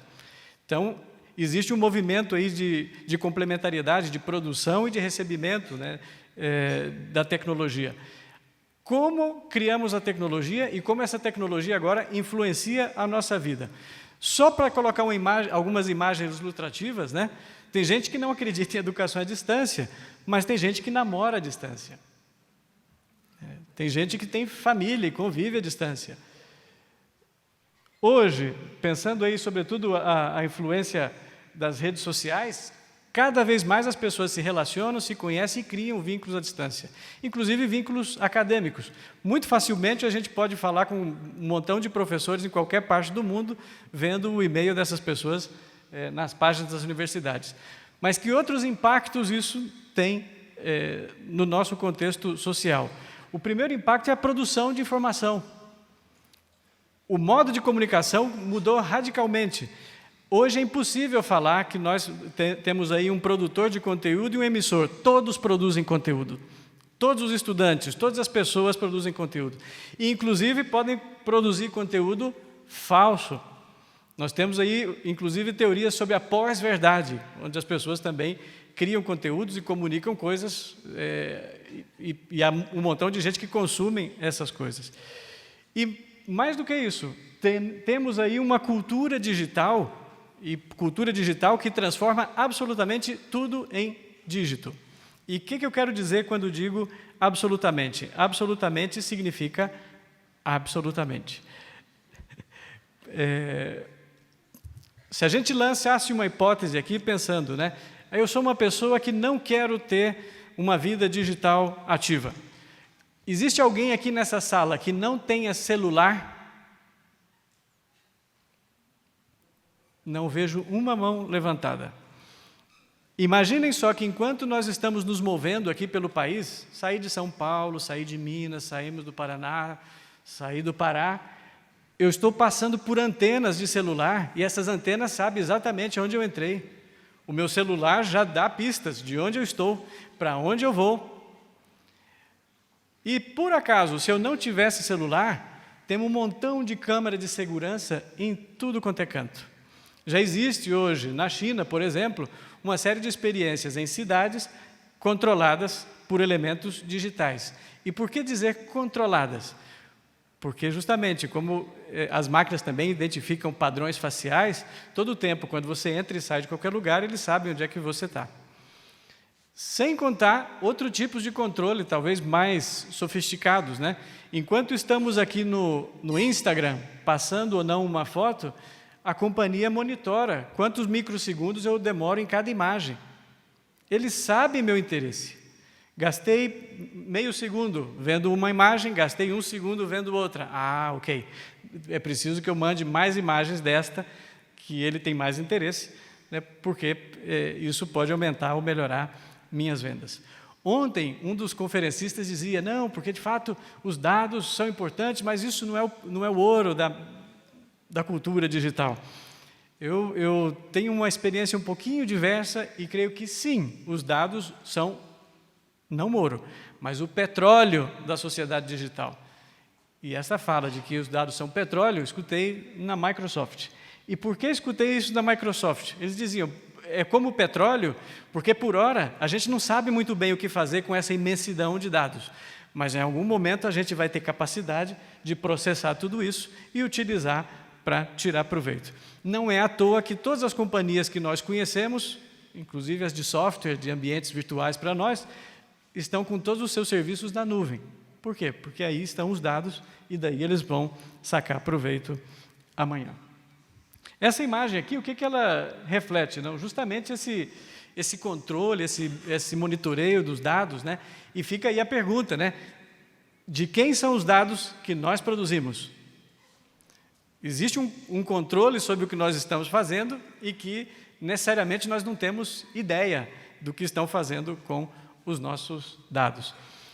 E isso sem contar que nessa revolução cyberfísica, já temos senhores como esse aqui, o nome dele é Neil Harbisson. Ele é o primeiro Android. Ele tem uma máquina que está implantada dentro do cérebro, ele tem um problema visual, que ele não conseguia distinguir cores, e a partir de um implante no cérebro, e com essa antena que ele tem, ele consegue agora identificar cores. Certamente vão falar, isso está muito distante de nós mas eu sei que tem um montão de gente com relógios inteligentes monitorando o coração, por exemplo, e que esses relógios inteligentes amanhã podem estar conectados ou sincronizados com o meu celular e saber exatamente qual que é a minha reação cardíaca, dependendo daquilo que eu vejo, vivencio e vislumbro no meu smartphone, por exemplo. Por que é importante dizer isso? A maneira de pensar a sociedade está mudando radicalmente e isso tem impacto na educação. 4 matérias aqui só para mostrar o impacto disso. Google pagará 170 milhões na União Europeia por violar a privacidade de crianças no YouTube. Quantos dos nossos filhos, nesse momento, enquanto nós estamos aqui no Congresso da ABED, está em casa com o YouTube aberto e o que está acontecendo com esses dados das nossas crianças? O risco de uma guerra fria digital. Tem hacker hoje contratado no mundo inteiro tentando entrar em bancos de dados, tentando entrar nas informações de todos, inclusive das nossas universidades. Eu vi um exemplo antes de sair de casa, por coincidência, né, na quinta-feira, de uma cadeia de mercados na Alemanha que teve todos os seus dados hackeados, sequestrados, e os sequestradores entraram em contato e falaram: faça o depósito de não sei quantos milhões, desta maneira, não sei onde, para que eu devolva os seus dados. Então, nós já temos sequestro de dados e pessoas que trabalham, né, em órgãos de inteligência buscando aí, ter acesso aos dados. E outra mais interessante, um drone encontra um fugitivo há 17 anos. Ou seja, uma pessoa que fugia há 17 anos foi identificada na China por um drone e foi capturada. A revolução que nós estamos vivendo na cultura digital, eu acho que ainda é muito embrionária e nós não conseguimos ainda assimilar o que está acontecendo ao nosso entorno, né? As nossas formas de relacionar, as nossas formas de existir, as nossas formas de trabalhar, né, são afetadas por tudo isso. E o que acontece com a educação? Existe uma promessa muito grande de tecnologias apoiando a educação, mas quando a gente olha para a sala de aula, o que a gente vê geralmente é uma desigualdade brutal, né? Temos muita dificuldade de ver as mudanças efetivas chegando e, sobretudo, falando da quantidade de tecnologia, eu me atreveria a dizer que existe um problema de foco. Por quê? Porque nós estamos discutindo bastante temas sobre tecnologia, mas necessariamente essas tecnologias não estão impactando transversalmente nossas universidades e a educação. Hoje, os nossos sistemas ou redes sociais conhecem talvez muito mais os nossos alunos, os seus interesses, do que nós. Tanto em modalidade presencial quanto à distância, a gente não sabe muito bem com que se interessam os nossos alunos. Eu me atreveria a dizer que há demasiada TIC, que é tecnologia da informação e conhecimento, e muito pouco TAC, tecnologia da aprendizagem e conhecimento. Perdão, TIC, tecnologia da informação e comunicação, e TAC, tecnologia da aprendizagem e conhecimento. Nós temos que pensar mais em TAC. Como geramos aprendizagem e conhecimento a partir dessas tecnologias. E quando a gente fala em contradição, eu fico muito feliz de ver, por exemplo, as falas anteriores, onde uma neurocientista chega aqui e diz: o mais importante que você podia gerar era sentimentos dos estudantes, fazer com que exista uma interação verdadeira entre eles e entre os professores, não? Existe um discurso, e aí eu vou compartilhar aqui algumas impressões, para fazer pensar. No final, se alguém discordar, eu aceito a discordância e, por favor, não joguem tomate, mas eu acho que existe um deslocamento do centro. O que eu chamo aqui de deslocamento do centro? Nós estamos muitas vezes falando: não, porque agora com EAD o centro é o estudante. Com tecnologias ativas, o centro é o aluno. Por que advertir ou pensar um pouco sobre a disputa do centro? Na verdade, a centralidade do processo não está nem num extremo, que é no professor, e talvez nem no outro, que é no estudante. A centralidade deveria estar na relação, na mediação, na capacidade de conexão entre esses dois atores. Por quê? Porque a relação entre eles é de complementariedade. O estudante precisa de coisas que vêm dos professores. E os professores também precisam e podem aprender coisas com os estudantes. Quanto mais forte essa concepção, essa conexão entre eles, melhor o processo de aprendizagem. E aí vem que o centro, então, do nosso trabalho, do nosso labor, deve ser a mediação. E não quero dizer aqui que o professor é o mediador. Sim, o professor é o mediador, mas eu acredito que o professor é o mediador da mediação. Lendo algumas coisinhas, antes de vir para cá, eu consultei um trabalho antigo do professor Morin, todo mundo conhece o Morin, e justo em algum momento ele comentava, não, que as mediações podiam estar divididas entre mediações intelectuais, gerenciais, organizacionais, comunicacionais, éticas. Esse é o trabalho do professor, trabalhar em todos esses níveis de mediação. Cada elemento desse é uma mediação, é uma forma de mediação do conhecimento, da aprendizagem, e o professor o que faz? Media a mediação. E aí vem um ponto que é fundamental. Como é que a gente vai fazer isso sem garantir feedback? A palavra de ontem que saiu mais aqui à noite foi feedback. Se eu não consigo retroalimentar meus estudantes, eu posso até ter instrução, mas a educação vai estar deficitária. Educação é justamente esse contato intenso, construtivo, profícuo, né, entre professores e estudantes. Eu vou acelerar bastante para tentar terminar dentro do tempo. Aqui, então, quero ressaltar o tema da centralidade da mediação e, sobretudo, deixar uma afirmação. Quanto melhor a mediação, melhor e mais vivo o conhecimento. Na semana anterior, eu recebi de presente um artigo do García Arecho, da UNED, da Espanha, e justamente o artigo dele tratava sobre a complexidade dos termos relacionados à educação à distância. É um artigo que não foi lançado ainda, vai ser lançado na revista RIED do próximo ano, mas aí ele diz que é justamente um marasmo semântico. Por quê? Porque nós temos um problema cultural, semântico e epistemológico. Cultural, porque absurdamente tem gente que segue não acreditando em educação à distância. Semântico, porque nós chamamos coisas diferentes por nomes iguais ou dizemos palavras distintas para também dizer a mesma coisa. Então, dizemos educação virtual, digital, online. Estamos falando da mesma coisa? É a mesma coisa ou não é a mesma coisa? E o híbrido talvez entre nesse contexto. É a mesma coisa?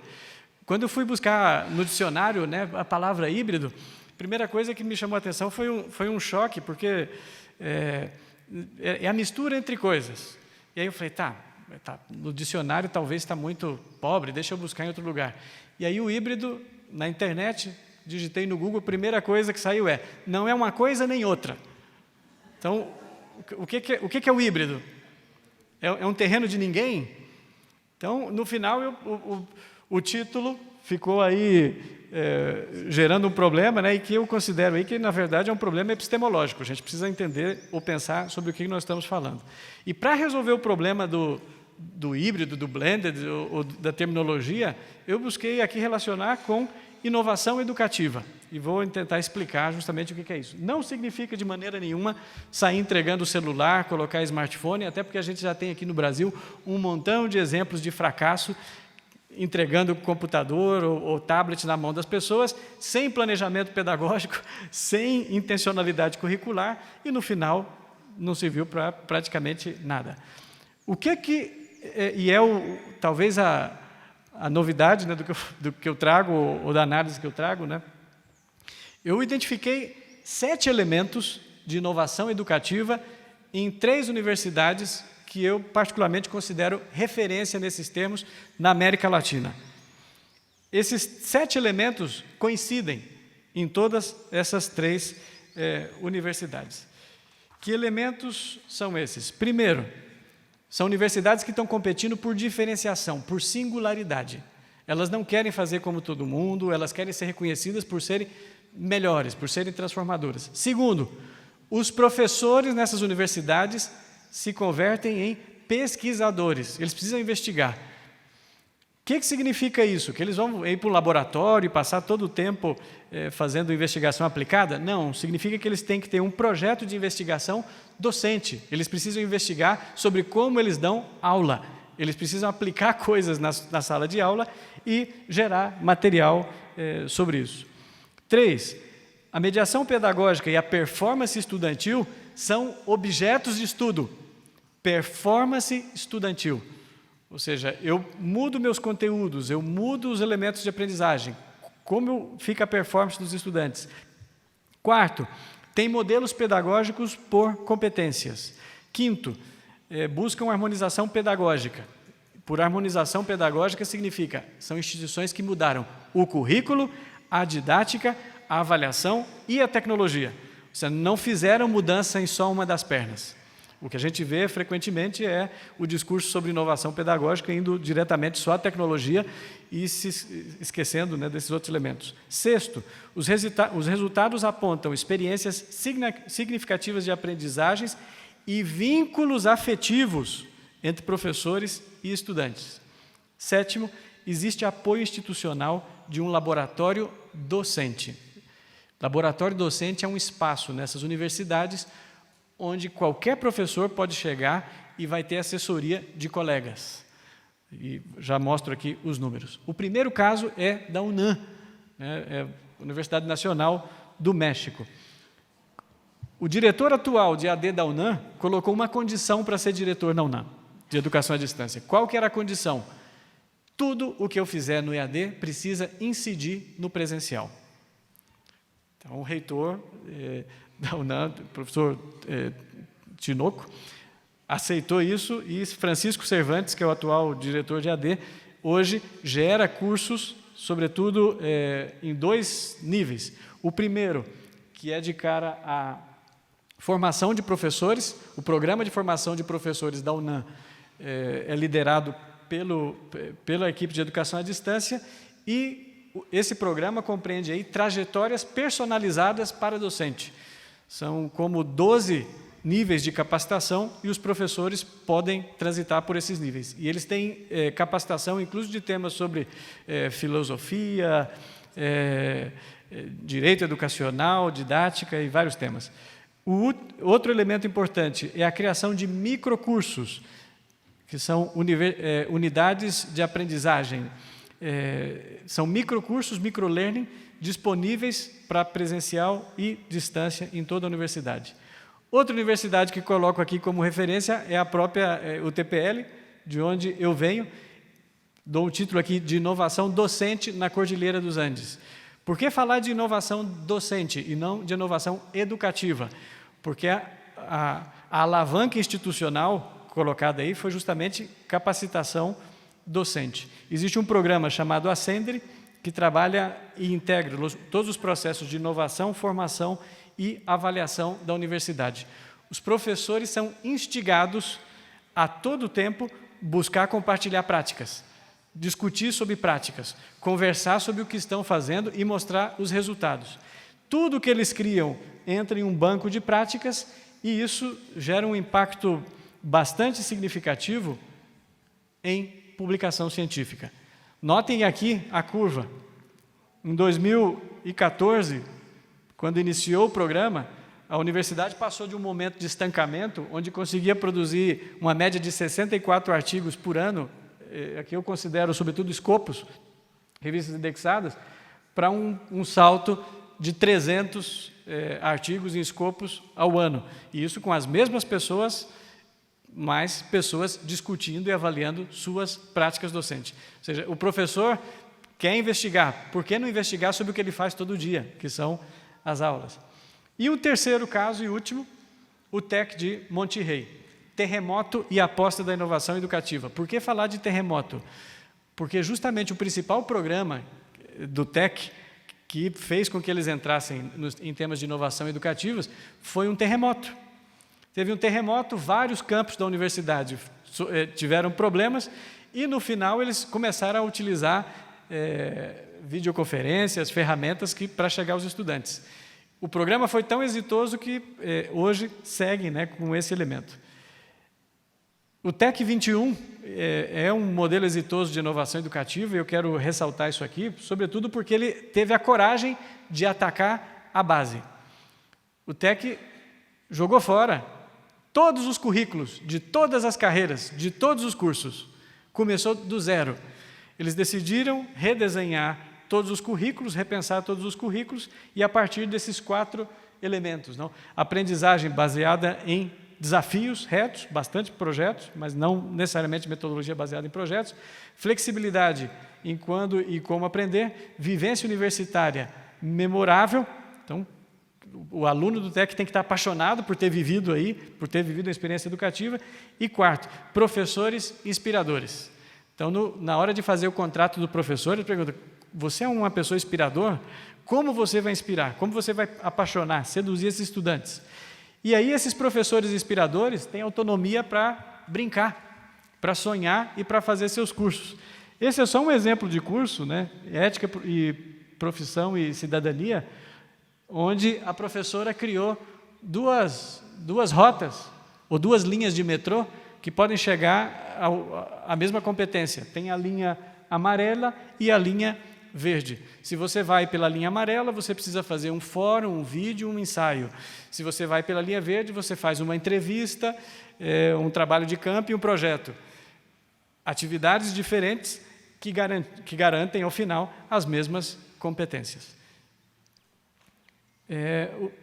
Isso tem um impacto muito interessante, sobretudo na organização dos espaços, né? O TEC tem muitos espaços de coworking e os professores são convidados a estarem juntos aí todo o tempo. Concluindo, qual que é o impacto disso na gestão universitária? Eu acho que talvez a grande maioria que ficou aqui é porque trabalha na gestão e que talvez chamou a atenção a alguma coisa que eu estava falando. Se queremos mudança significativa, seja para falar de e-learning, blend learning ou qualquer um desses elementos, nós precisamos estar preocupados em criar um ecossistema de inovação, um ecossistema de gestão que promova a integração docente. E esse ecossistema precisa integrar currículo, didática e avaliação. Não dá para falar de inovação educativa e de transformação e seguir avaliando da mesma maneira de sempre. Acho que a avaliação talvez seja um dos principais problemas, né, do sistema educacional atual. E outro elemento que eu considero chave aqui, que é o protagonismo dos docentes. Quem vai fazer a mudança não é o diretor, quem vai fazer a mudança são os docentes, são professores que fazem a mudança. E para fazer a mudança eles precisam de espaço, de flexibilidade, de condições, e eles precisam se converter em líderes. Esse é um estudo, é um artigo que eu posso disponibilizar depois, que é um estudo feito pela Universidade de Berkeley e da Universidade de Edimburgo, na Alemanha. E justamente eles chegam à conclusão de que o protagonismo e liderança dos docentes implica 4 coisas. Colaboração entre professores. O professor estrela necessariamente não é um líder, ele precisa colaborar com os outros. Modelagem de instruções eficazes, fornecer recursos atrativos e advogar em nome dos professores. Para dizer que eu não falei nada em espanhol, muitas gracias por la paciência de ustedes. Gracias.